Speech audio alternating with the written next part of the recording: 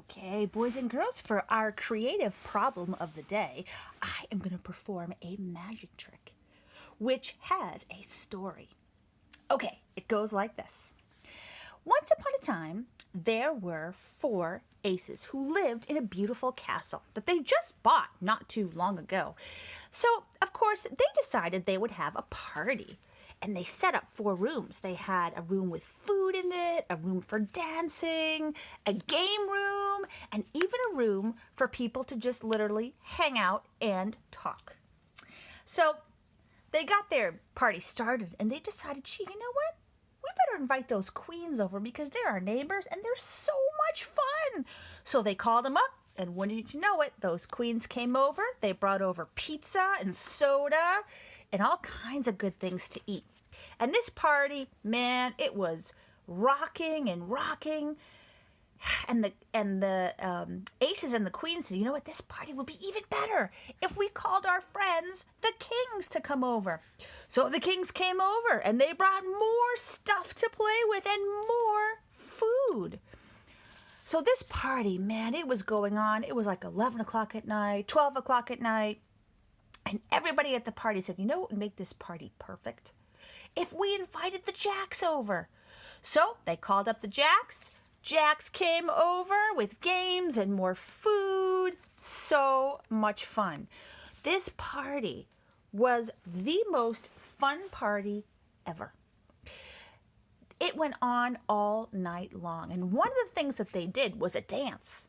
And it was called the two-step. So everybody got together, and this is how you do the two-step. You divide the deck wherever you want. So I'll just pick it up here, put it down. Take the other part and put it on top. Now, usually I have someone else do this, but I can't do that. So I'm just going to do it. And when you do this trick, you say, could you teach people how to do the two-step, and they can do it. So you can do this, as many times as you want. It doesn't matter where you divide the deck.